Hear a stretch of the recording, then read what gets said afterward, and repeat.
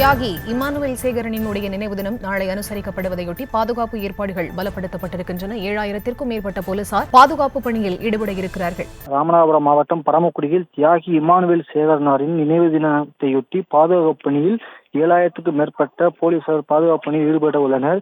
மேலும் நவீன கேமராக்கள் மூலமும் கண்காணிப்பு பணிகள் மேற்கொள்ளப்பட உள்ளன. பரமக்குடியில் தியாகி இமானுவேல் சேகரனாரின் நினைவு தினம் நாளை செப்டம்பர் 11 அனுசரிக்கப்படுகிறது.